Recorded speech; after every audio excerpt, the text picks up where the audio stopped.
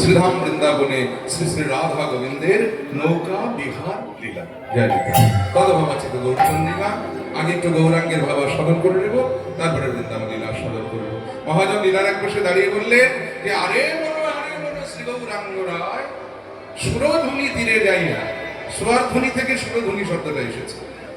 সুরধ্বনি নয় কিন্তু সুরধ্বনি, দন্তস্বয় রস্য র ধয়ে দীর্ঘকার মূর্ধন্যয় দীর্ঘ। সুরধ্বনি মানে সুর শব্দের অর্থ হলো দেবতা। দেব লোকে গঙ্গা বইছে বলে সেই গঙ্গা মহাদেবের জটাতে লুকিয়েছিল। ভগীরথ সেই গঙ্গা মর্তে নিয়ে এসেছে, যেহেতু স্বর্গের গঙ্গা মর্তে নেমে এসেছে, তাই গঙ্গার এক নাম হলো সুরধ্বনি। ধ্বনি মানে হলো বহমান। যাই হোক, সুরধ্বনির তীরে যাইয়া নবীন নাবিক হইয়া সহচর মিলিয়া খেলা। ভগবান বিনোদ খেলা খেলতে খেলতে সকল ভক্তবৃন্দকে ডেকে, পার্শ্বদ বৃন্দকে ডেকে বললেন, এই যে শুনছো, ওহে ও গৌরীদাস, অভিরাম, নরহরি, শ্রীপাদ। শ্রীপাদ মানে নিত্যানন্দ। নিতাই এসে বললেন, হ্যাঁ বল ভাই, কি বলছিস? বলে, দাদা আমি 3টি বাসনা নিয়ে নবদ্বীপে এসেছিলাম, তার মধ্যে 2টো বাসনা পূর্ণ হয়েছে, একটা হয়। বলে, কি কি বাসনা যদি একটু ভুলে বলিস? বলে, দেখো দাদা, আমার 3টি বাসনা হলো, আমি একটা হলো নবদ্বীপের ঘরে ঘরে নাম দেব, 2 নম্বর হলো নবদ্বীপের হাটে মাঠে নাম দেব, আর 3 নম্বর হলো নবদ্বীপের ঘাটে ঘাটে নাম দেব। আমার 2টো বাসনা পূর্ণ হয়েছে। নবদ্বীপের ঘরে ঘরে হরি নাম দিয়েছি, নবদ্বীপের হাটে মাঠে হরি নাম দিয়েছি, কিন্তু নবদ্বীপের ঘাটে ঘাটে হরি নাম দেওয়া হয়। তা আজকে আমার ইচ্ছে হয়েছে নবদ্বীপের ঘাটে ঘাটে হরি নাম দেব। মহাপ্রভুর আমলে ঘাটের গুরুত্বটা আগে সবাইকে বুঝতে হবে। এখনকার দিনে যেমন যাতায়াতের জন্য কত রকম কত অত্যাধুনিক ব্যবস্থা, বিধি ব্যবস্থা আছে। আপনি বাড়ি থেকে বেরিয়ে টোটো পাচ্ছেন, অটো পাচ্ছেন, বাস পাচ্ছেন, ট্রেন পাচ্ছেন, পকেটে পয়সা থাকলে এরোপ্লেনও আছে। কিন্তু মহাপ্রভুর আমলে ঘাটের গুরুত্বটা বুঝলেন। তখন যাতায়াতের প্রধান ব্যবস্থা হলো নদীপথ। আর নদীপথ সেটা যদি আবার নবদ্বীপের প্রধান গঙ্গার ঘাট হয়, তাহলে তো কথাই নেই। কারণ শিক্ষা জগতে নবদ্বীপ তখন বাংলার বুকে অক্সফোর্ড বলা হতো। বাংলার, সারা বাংলার শিক্ষার প্রাণ কেন্দ্র, অক্সফোর্ড অফ বেঙ্গল হলো শ্রীধাম নবদ্বীপ। এখনকার দিনে সারা বাংলার বুকে কলকাতা কলেজ স্ট্রিটের যেমন গুরুত্ব এবং কলকাতা বিশ্ববিদ্যালয়ের যেরকম গুরুত্ব, কলকাতা বিশ্ববিদ্যালয়ের উপাচার্যের যেরকম গুরুত্ব, তখনকার দিনে নবদ্বীপের শিক্ষা জগতের এরকম গুরুত্ব ছিল। নবদ্বীপের নিমাই পণ্ডিতের শিক্ষা জগতের এবং কলকাতা বিশ্ববিদ্যালয়ের উপাচার্যের মতো গুরুত্ব ছিল। মহান পণ্ডিত কিন্তু তখনকার দিনে, জগৎ বিখ্যাত পণ্ডিত, যিনি একে একে কেশব কাশ্মীরি, সার্বভৌম, তারপরে আপনার প্রকাশানন্দ সরস্বতী, এরকম বড় বড় পণ্ডিতদের তর্কযুদ্ধে পরাস্ত করে দিয়েছেন। সেই রকম একজন বিদাগত পণ্ডিত নিমাই পণ্ডিত। সেই নবদ্বীপ যেটা ছিল বাংলার অক্সফোর্ড, সেই নবদ্বীপের প্রধান গঙ্গার ঘাটের অবস্থাটা তাহলে এবার বুঝুন।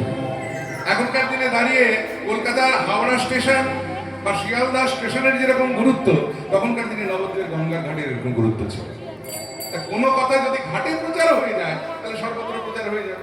কারণ বিভিন্ন জায়গার মানুষ ওখানে জমায়েত হচ্ছে, আর সেই কথা যদি ঘাটে প্রচার হয়, সারা দেশে উঠে যাবে, সারা দেশে প্রচার হয়ে যাবে। তাই মহাপ্রভু চিন্তা করলেন, আমি নবদ্বীপের ঘাটে ঘাটে হরি নাম। নিত্যানন্দ বললেন, ভাই এর জন্য আমাদের কি করতে হবে? আমার একটা নৌকা চাই। আর মহাপ্রভু নৌকা চেয়েছেন, সঙ্গে সঙ্গে একটা বিরাট নৌকা নিয়ে এসে হাজির করা হলো। আর যেই নৌকা এনে দেওয়া হলো, মহাপ্রভু তার কীর্তনের দলবল নিয়ে ওই নৌকার উপরে উঠে গেলেন। আর উঠে গিয়ে নৌকার হালটা নিজের হাতে ধরলেন, ধরে ঘাটের দিকে তাকিয়ে চিৎকার করে বললে, শুনছো, শোনো শোনো, আজকের জন্য আমার নৌকাতে যারা পার হবে তাদের একটা পয়সাও লাগবে না। বুঝুন নৌকার অবস্থাটা। কারণ এখনকার দিনে দাঁড়িয়ে দমদম এয়ারপোর্টে যদি ইন্ডিগো প্লেন কোম্পানি ঘোষণা করে দেয়, আজকের জন্য আমাদের প্লেনে চেপে যারা দিল্লি যাবে তাদের একটা পয়সা লাগবে না, কি অবস্থা হবে বুঝতে পারছে? কি বাবা, এয়ারপোর্টে লোক ধরবে? তেমনি গঙ্গার ঘাটে যত লোকজন ছিল সবাই বিনা পয়সার নৌকাতে উঠবেন বলে অমনি তারা তাড়াতাড়ি করে হুড় করে একেবারে মহাপ্রভুর নৌকায় গিয়ে উঠে। মহাপ্রভুর নৌকার যা ধারণ ক্ষমতা, তার থেকে লোকজন যখন বেশি উঠে গেছে, মহাপ্রভু বেগতিক দেখে তিনি আর থাকতে না পেরে নৌকাটা গঙ্গার জলে ভাসিয়ে দিলেন। আর নৌকাটা যেই গঙ্গার জলে ভাসিয়ে দিয়েছে, এই নৌকাটা ভেসে যাচ্ছে। আর মহাপ্রভু কি করছে জানেন? ওই নৌকার হালটা ধরে প্রিয় গদাধর সঙ্গে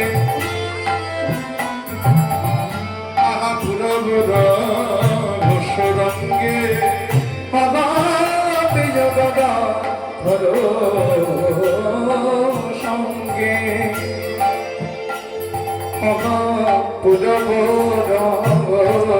রঙ্গে প্রিয় কথা ধরো সঙ্গে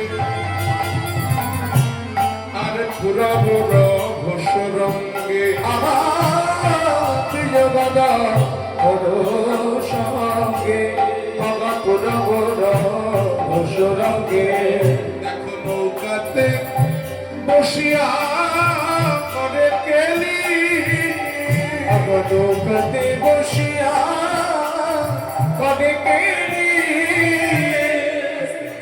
ভক্তমণ্ডলী ভক্তিনদী মায়েরা, এই যে আমি এখানে কীর্তন গাইছি, আপনারা এত ভক্ত সামনে বসে আছেন, আমি যতক্ষণ কীর্তন গাইবো ততক্ষণ আপনাদের কারোর দিকে না তাকিয়ে সর্বক্ষণ যদি এই মুখটার দিকে তাকিয়ে তাকিয়ে কীর্তন গাই, আপনাদের বিরক্ত লাগবে কিনা বলুন?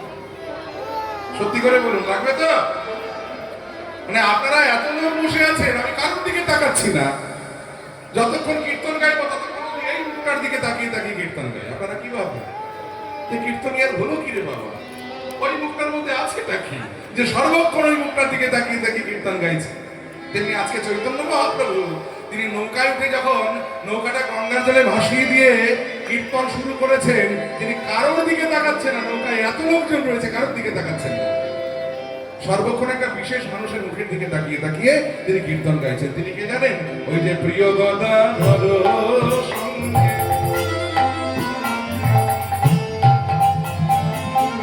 আহা পুরা পুরা ঘোষরং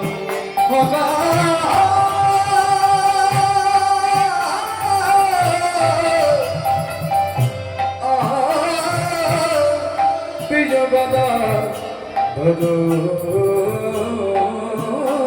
সঙ্গে পুরব রঙ্গে এবার নৌকাতে বসিয়া করে কেলি নৌকাতে বসিয়া করে কেলি।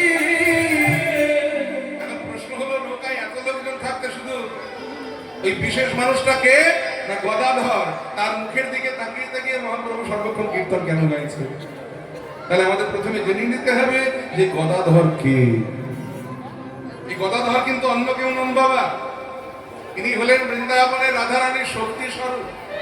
বলে তাই যদি হবে তাহলে চৈতন্য চরিতামৃতে কৃষ্ণদাস কবিরাজ গোস্বামী গৌর তত্ত্ব বিশ্লেষণ করতে গিয়ে বললেন যে গৌর কে না রাধা কৃষ্ণ একই আত্মা, দুই দেহ ধরি অনন্য বিলাস রস আস্বাদন করি, সেই দুই এবে আমার চৈতন্য গোসাই ভাব রস আস্বাদিতে দোহে হইলাই কঠি।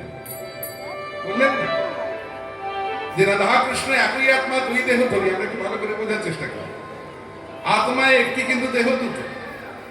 আত্মা যদি একটি হবে দেহ দুটো হলো কেন? এর জন্য ঝামেলা আমাদের হয়েছে।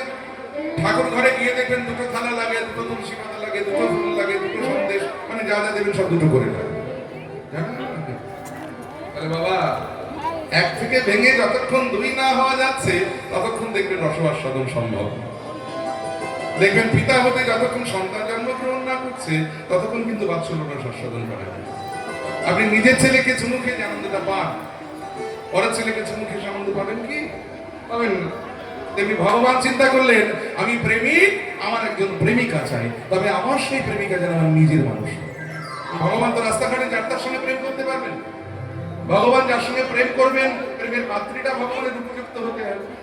ভগবান চিন্তা করলেন, আমি যার সঙ্গে প্রেম করব সে আমার নিজের হবে, তবে তাকে বুদ্ধি করে একটু বড় স্ত্রী সাজিয়ে পাঠাবো, তাহলে আস্বাদনটা একটু অন্যরকম। কারণ নিজের গিন্নির সঙ্গে প্রেম করলে কোনো বাধা নেই। কি বাধা আছে? কি মায়েরা কেউ বলে তুমি তোমার গিন্নির সঙ্গে প্রেম করছো কেন?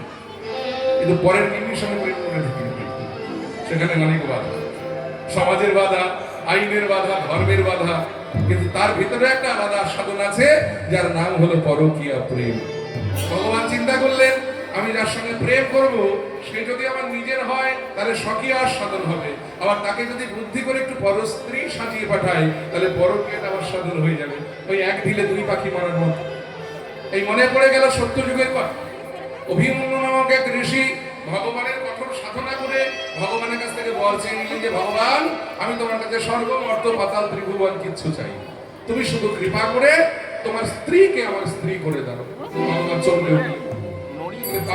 ভেবেছিস সিংহের দুধ কখনো মাটির পাত্রে রাখা না, তুই অন্য কিছু চা।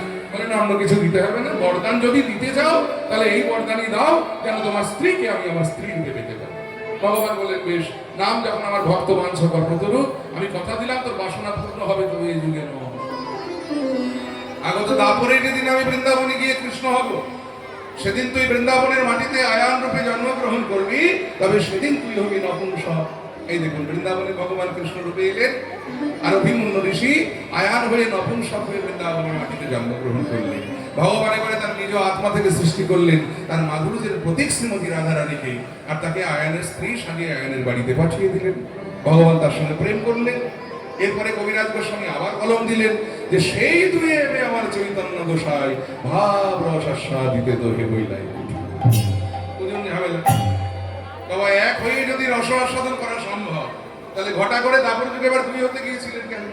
বলে বাবা, এক হওয়ার পরে দুই হওয়া, তারপরে আবার এক হওয়া, আর এক থাকা, আকাশ আর পাতাল পার্থক্য না? কি গো মায়েরা, এক ধরনের মিষ্টি দোকানে কিনতে পাওয়া যায়, দেখবেন রসগোল্লা দুধে ডুবিয়ে খাওয়া হয়, কি বলে তাকে?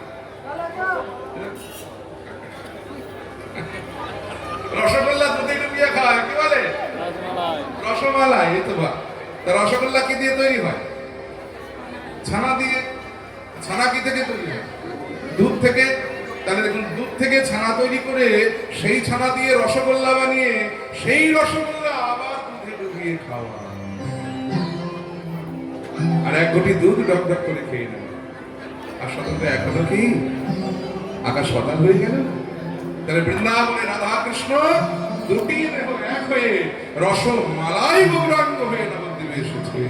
তাই একাধারে রাধা কৃষ্ণের মিলিত বিগ্রহ হলেন গৌর সুন্দর। বলে তাই যদি হবে, তাহলে গদাধরকে বলা হলো রাধারানীর শক্তি স্বরূপ। ব্যাপারটা বললে না? তাহলে বাবা, রাধারানীর তিনটি মাধুর্য ছিল। একটা হলো ভাব মাধুর্য, আরেকটি হলো স্বরূপ মাধুর্য, আর একটি হলো প্রেম মাধুর্য। এই তিনটি মাধুর্যের মধ্যে গোবিন্দ রাধারানীর হাত ধরে দুটি মাধুর্য চেয়ে নিয়েছে। বলে, রাধে, আমি তো কোনোদিন তোমার কাছে কিছু চাইনি,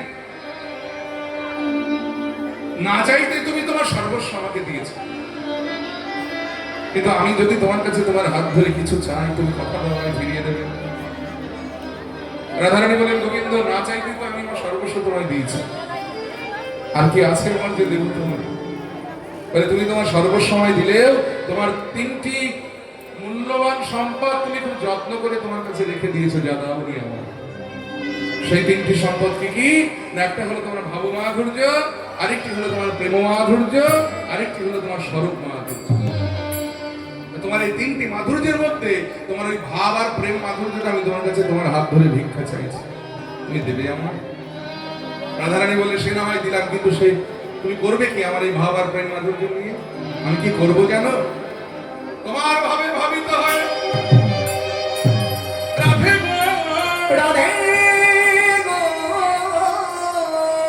তোমার প্রেমকে আমার গুরু করে, প্রেমিকে আমার গুরু করে, তোমার প্রেমের ডালি মাথায় লয়ে ব্রজ ছেড়ে নদিয়ায় গিয়ে আমি জীবের দাঁড়ে দাঁড়ে কেঁদে বেড়াবো।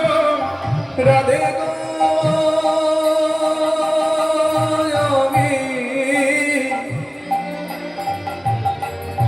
জীবের দাঁড়ে দাঁড়ে কেঁদে বেড়াবো। ওগো রাধে গো, আমি কলি জীবের দাঁড়ে দাঁড়ে কেঁদে বেড়াবো। রাধে গো,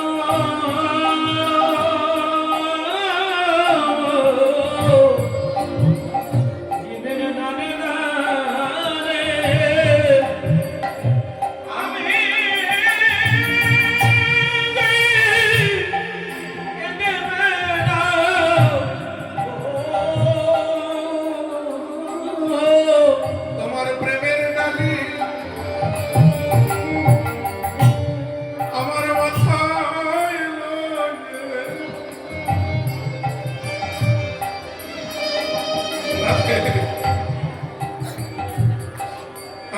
দাঁড়িয়ে দাঁড়িয়ে কেঁদে বেড়াও। ও তোমার প্রেমের ডালি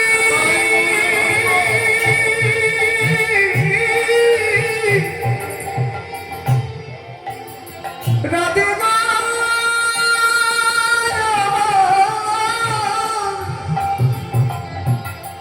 আমার মাথায় লয়ে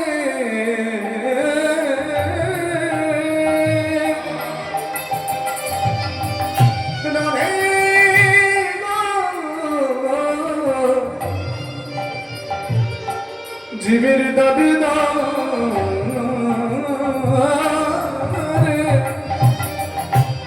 আমি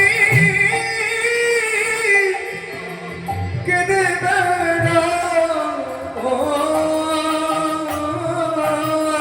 রাধে গো তোমার প্রেমের ডালি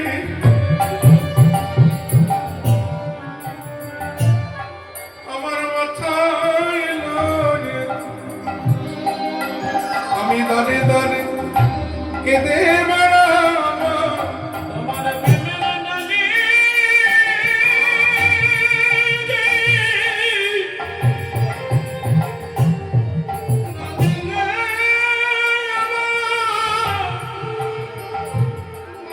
মাথায়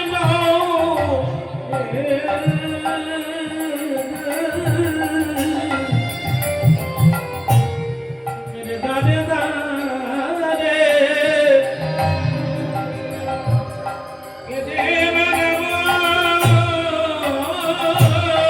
আমি আবার একা কাঁদবো না রাধে। আমি কি করবো জান, আমি কেঁদে যাব কাঁদাগিব। আমি কেঁদে যাব কাদাইব রাধে আমি কেঁদে যাব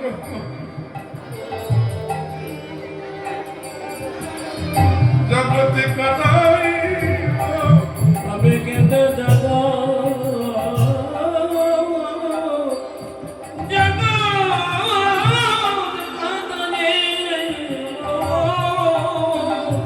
কলিজীবের দাঁড়ে দাঁড়ে আমি প্রেমে বিললাম। আমি কেঁদে যাব কাঁদাইব। জীবের দাঁড়ে দাঁড়ে আমি প্রেম দিলাম কেঁদে জগতে কাদাইব জীবের দাঁড়ে দাঁড়ে আমি প্রেমে বিললাম। প্রেম বন্যায় জগতে ভাসাইব। প্রেম বন্যায় জগতে ভাসাইব।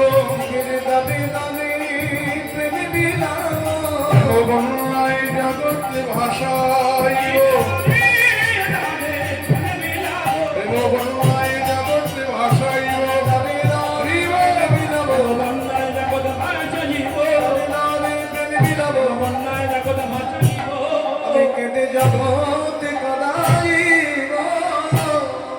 রাধারানী বলেন, বেশ প্রাণনাথ, তুমি যখন এত করে বলছো তাহলে আমার ভাব আর প্রেম মাধুর্য আমি তোমায় দিলাম, কিন্তু তুমি হাজার চাইলে আমার স্বরূপ মাধুর্যটা আমি তোমায় দেব না। ভগবান বললেন, সে না হয় নাইবা দিলে, কিন্তু ওটা রেখে তুমি করবেই বা কি? রাধারানী বললেন, তুমি কেঁদে কেঁদে বেড়াবে, আর সেই দৃশ্যটা আমি দেখবো না, আমাকে তোমার সঙ্গে নেবে না। ভগবান বললেন, বেশ, এতই যদি তোমার যাবার ইচ্ছে তাহলে এবারে আর রাধা রূপে নয়, আগত কলিযুগে আমি যেদিন নদিয়ায় গিয়ে গৌরাঙ্গ হব, সেদিন তুমি তোমার শক্তি স্বরূপ মাধুর্য নিয়ে তুমি ওই কলিযুগে গিয়ে গদাধর রূপে জন্মগ্রহণ করবে। তুমি হবে আমার রাধা শক্তি, তুমি হবে আমার লীলা সঙ্গিনী, এই সেই গদাধর যিনি রাধা রানীর শক্তি স্বরূপ মাধুর্য নিয়ে গদাধর হয়ে কলিযুগে জন্মগ্রহণ করেছেন। তাই বৃন্দাবনে ভগবান যখন যমুনায় নৌকা বিহার করেছিলেন, তিনি যেমন পাশে সর্বক্ষণ রাধারানীকে বসিয়ে নিয়ে তার কানে চেয়ে চেয়ে বাঁশি বাজিয়েছিলেন, তেমনি নবদ্বীপ লীলাতে আজকে তেমনি রাধার স্বরূপ গদাধরকে পাশে পেয়ে গদাধরের মুখের দিকে তাকিয়ে তাকিয়ে আজকে কীর্তন গাইছে। এখন কীর্তন গাইতে গাইতে ওদিকে গঙ্গা মাঝ গঙ্গায় নৌকা চলে গেছে। নৌকা যখন মাঝ গঙ্গায় চলে গেছে, ওদিকে সঙ্গে সঙ্গে কি হয়েছে জানেন? ওই আকাশে কালো ঘন মেঘ সেজে এসেছে, কাল বৈশাখী ঝড় উঠে গেছে। আর যেই ঝড় উঠে গেছে, সঙ্গে সঙ্গে কি হলো জানেন? ওই ডুবো ডুবো করে না,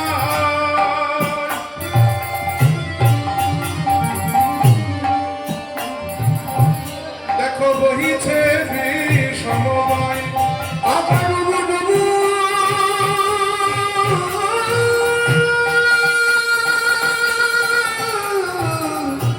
করে না,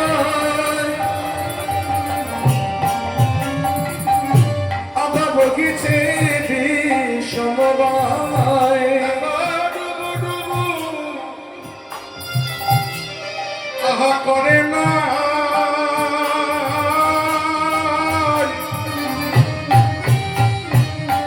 আহা বহিছে সমবায়, আবার ডুবু ডুবু ডুবু ডুবু করে না, আবার বগিছে সমবায়, দেখি হাসে আমার গোনা মালি গো, দেখি হাসে গোনা মালি, দেখি হাসে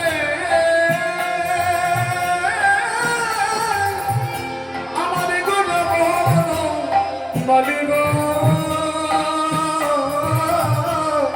দেখি হাসে গোরা বনমালি, দেখো হাসিছে গোড়ারা, হাসিছে গোরারা, হাসিছে গোড়ারা, হাসিছে গোরারা, এর নৌকা ডুবে যায়, হাসিছে গোড়ারা, এই নৌকা ডুবে যায়, হাসিছে গোরারা, এর নৌকা ডুবে যায়।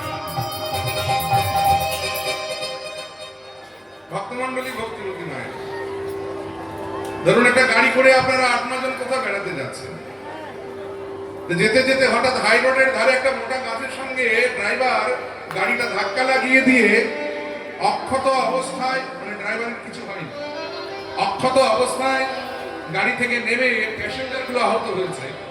সেই আহত প্যাসেঞ্জার গুলোর মুখের দিকে তাকিয়ে তাকিয়ে হি হি করে হাসছে। কেমন লাগবে? গা দিতে যাবে কিনা? বিরক্ত লাগবে না? আজকে নৌকার ড্রাইভার আমার চৈতন্য মহাপ্রভু এতগুলো লোকজন নিয়ে নৌকাটা মাঝ গঙ্গায় ডুবে যেতে বসেছে, আর মহাপ্রভু সবার দিকে তাকিয়ে হি হি করে হাসছে। জগতে কিছু মানুষ থাকে দেখবেন যারা মুখের উপরে সত্যি কথা বলতে কখনো ভয় পায়, আর যারা মুখের উপরে সত্যি কথা বলে দেয় লোকে তাদের কি বলে জানেন? পাগল। তিনি চৈতন্য মহাপ্রভুর কীর্তন দলে এরকম একটা পাগল ছিল, যাকে সবাই পাগলা বলে ডাকতেন। কে বলুন তো? তার নাম হলো নিতাই চাঁদ। তার নাম হলো নিতাই চাঁদ। এই নিতাইকে দেখবেন সবাই পাগল। নিমাইকে পণ্ডিত বলে, কিন্তু নিতাইকে পাগল। নিমাই পণ্ডিত, নিমাইকে তো পাগল বলে নাকি? নিমাই পণ্ডিত, কিন্তু পাগলা নিতাই। নিতাই চাঁদ বলে, নিমাই লোকে তোকে পণ্ডিত বলে আর আমাকে পাগল বলে, তাই নাকি তোর পাণ্ডিত্যে ছিল? এতগুলো লোকজন নিয়ে নৌকাটা ডুবতে বসেছে, একে কালো বৈশাখী ঝড় উঠে গেছে, নৌকার ধারণ ক্ষমতার থেকে লোকজন বেশি, এমনিতে নৌকাটা ডুবু ডুবু ভাব, তারপরে জল এমন উথাল পাথাল করছে যে ঘোড়া ঝেপে জল নৌকার মধ্যে উঠছে, এই নৌকা ডুবলো বলে, আর তুই এতগুলো লোকের মুখের দিকে তাকিয়ে তাকিয়ে হি হি করে হাসছিস, লজ্জা করে না? এই নাকি তুই পণ্ডিত? মহাপ্রভু বলছে, দাদা আর কেউ বুঝুক বা না বুঝুক, তোমার তো বোঝার কথা। তুমি কেন, আমি কেন হাসছি? বলে না, আমি অত বুঝি শুনি না, আমি পাগল মানুষ, আমার অত বোধ বুদ্ধি নাই। তুমি পণ্ডিত, তুমি বুঝিয়ে বলো যে তুমি কেন হাসছো। তোমার মনে পড়ে দাদা গো, একদিন এদের সবার বাড়িতে আমি তোমায় পাঠিয়েছিলাম, তুমি আমার আদেশে এদের সকলের হাতে ধরে পায়ে পড়ে বলেছিলে, ওহে কলির জীব, ওকে কলির যে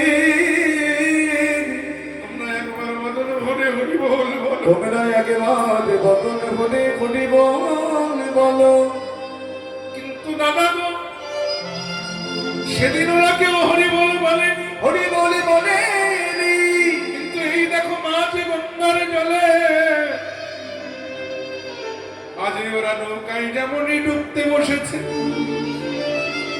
ওই দেখো প্রাণের ভয়ে সবাই বলছে হরি বল, হরি বল, হরি বল, হরি বল, হরি বল। হরি বল। আমার তাই হাসি পেয়েছে, এই হাসি পেয়েছে, তাই হাসি পেয়েছে, প্রাণের ভয়ে হরি বলছে।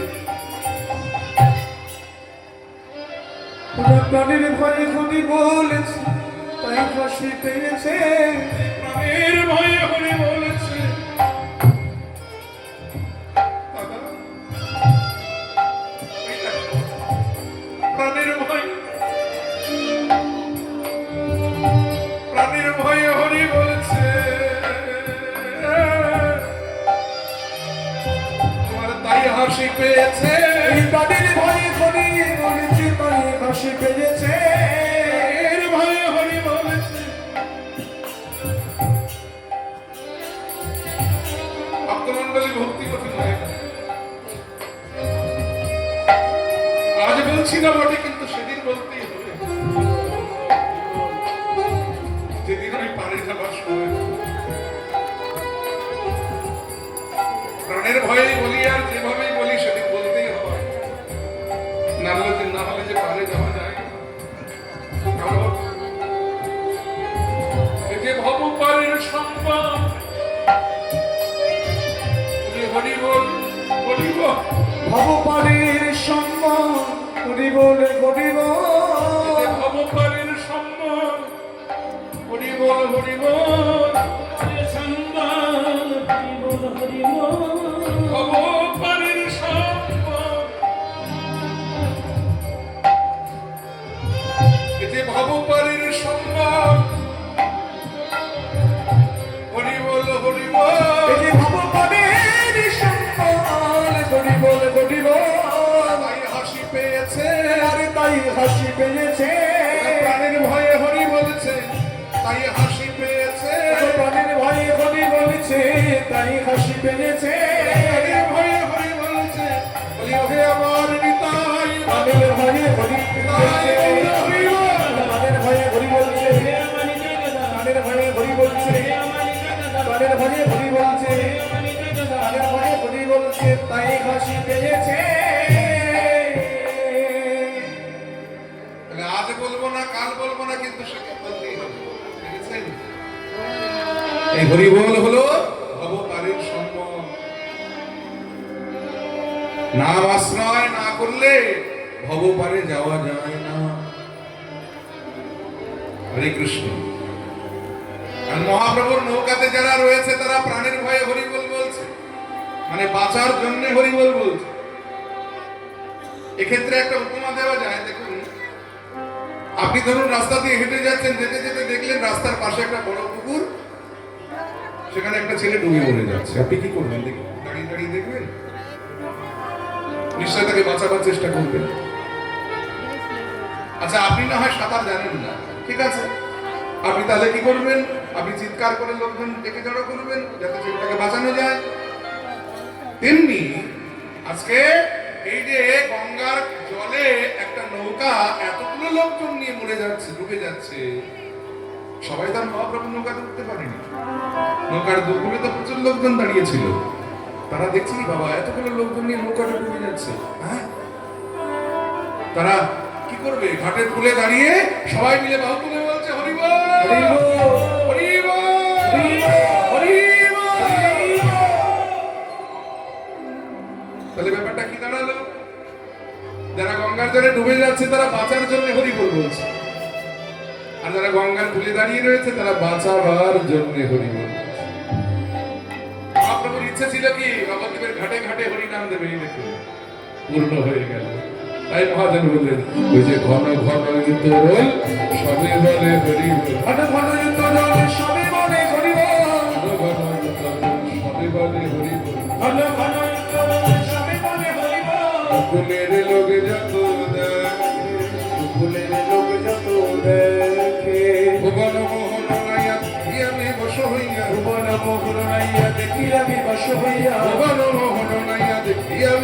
হইয়া ভুবন মোহন হইয়া দেখিয়া বিবশ হইয়া যুবতী ভুলিল লাখেলা যুবতী ভুলিল না কেলাকে। ঠিক সেই সময়ে গঙ্গার ঘাটে ওই মালঞ্চপাড়া থেকে কিছু নাগরীরা এসেছিলেন জল নিতে। জল নিতে এসে তারা শূন্য কলসি নিয়ে ফিরে যাচ্ছেন, জল ভরা তাদের আর হলো না।